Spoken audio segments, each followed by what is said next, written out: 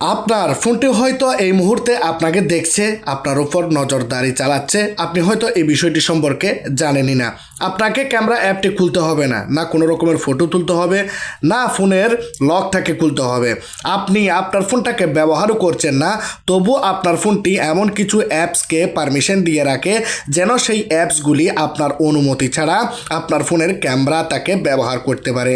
বিশ্বাস করুন, এই ভিডিওটি শেষ পর্যন্ত দেখার পর আপনি এমন কয়েকটি গুরুত্বপূর্ণ সেটিংস সম্পর্কে জানতে পারবেন যেগুলি বেশিরভাগ স্মার্টফোন ব্যবহারকারীরা কখনোই পরীক্ষা করে দেখেনি। আজকের এই ভিডিওতে আমি আপনাকে দেখাবো যে কিভাবে আপনি আপনার ফোনের মধ্যে লুকিয়ে থাকা ক্যামেরার পারমিশন চুরি করে নেওয়া সেই অ্যাপ্লিকেশনগুলোকে কিভাবে আপনারা বন্ধ করবেন, সন্দেহজনক অ্যাপসগুলিকে কিভাবে আপনারা শনাক্ত করবেন যা আপনার ব্যক্তিগত গোপনীয়তাকে সম্পূর্ণ নিয়ন্ত্রণে রাখবে। তো চলুন বেশি কথা না বাড়িয়ে ভিডিওটি স্টার্ট করা যাক। আপনি আপনার ফোনের মধ্যে সেটিংসে চলে যান। যখনই সেটিংসে যাবেন নিচের দিকে আপনি পেয়ে যাবেন অ্যাপস, এখানে আপনি ক্লিক করুন। এরপর সবার ফোনের মধ্যে অ্যাপস ম্যানেজার দেখতে পাবেন, এখানে একবার ক্লিক করবেন। এরপর চার্জ অপশন দেখতে পাবেন, এখানে আপনি লিখবেন ক্যামেরা।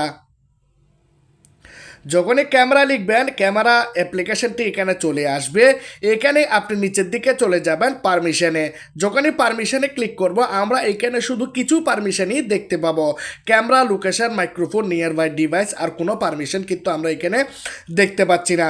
আমরা যখনই এখানে থ্রি ডটসে ক্লিক করে অল পারমিশনে ক্লিক করব তখন আমরা মেইন জিনিসটি দেখতে পাবো যে আমাদের ফোনের কতগুলি পারমিশন আমাদের ফোনের ক্যামেরাটি নিয়ে রেখেছে বা দিয়ে রেখেছে।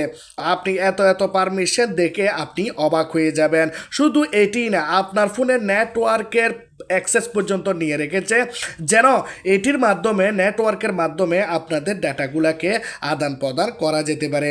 আমরা জাস্ট এখান থেকে ব্যাক আসবো।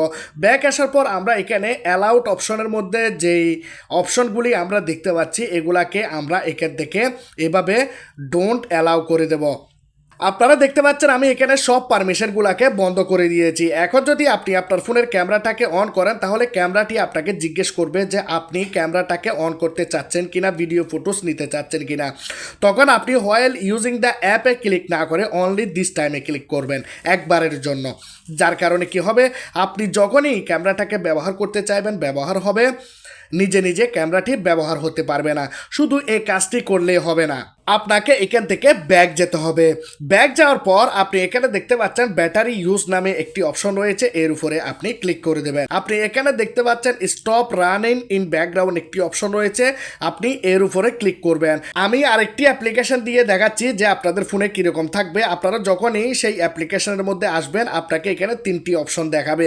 আপনি আপনার ফোনের মধ্যে যদি রিস্ট্রিক্ট ব্যাকগ্রাউন্ড পাওয়ার ইউজ দেখতে পান সেটিকে আপনি বন্ধ করে দেবেন, কেন ক্যামেরাটি আপনার ক্লিক করা ছাড়া যেন ব্যাকগ্রাউন্ডে না চলে।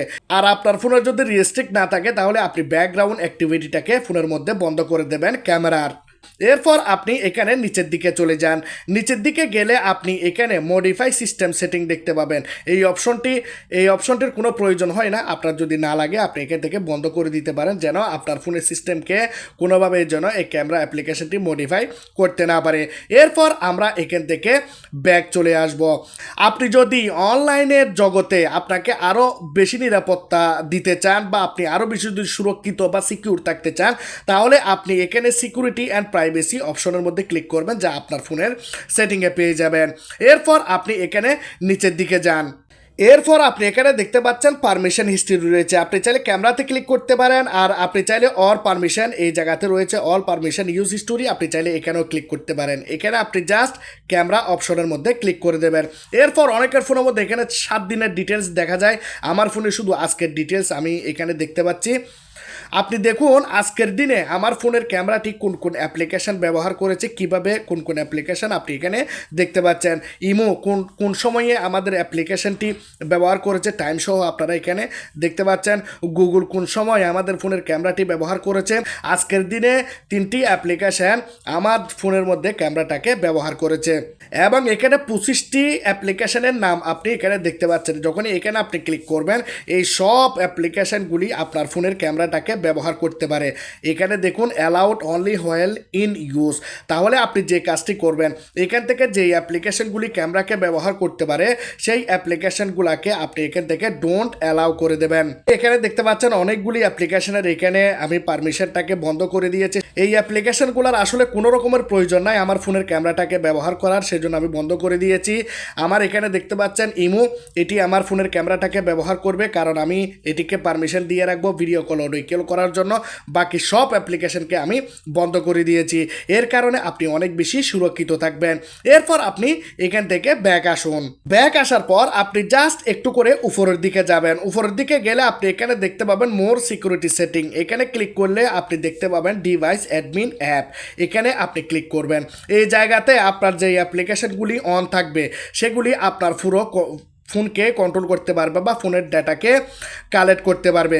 আপনি এখানে যদি বিভিন্ন রকমের ব্রাউজার অ্যাপ্লিকেশন দেখতে পান সেগুলোকে আপনি এখান থেকে ডিলিট করে দেবেন আপনার ফোনের স্ক্রিন থেকে। আর এখান থেকে যে অ্যাপ্লিকেশনগুলোকে আপনি এখানে দেখতে পাবেন এগুলোর বাটনকে আপনারা বন্ধ করে দেবেন।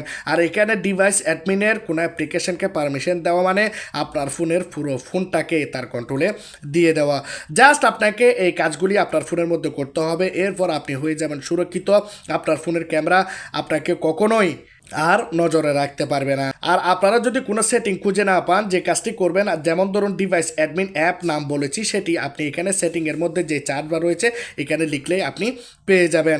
আজকের এই ভিডিওটি যদি আপনাদের ভালো লাগে, ইনফরমেটিভ মনে হয়, তাহলে অবশ্যই আপনারা লাইক করবেন, কমেন্ট করবেন, শেয়ার করবেন, সাবস্ক্রাইব করবেন। ভালো থাকবেন সবাই। খুদা হাফেজ।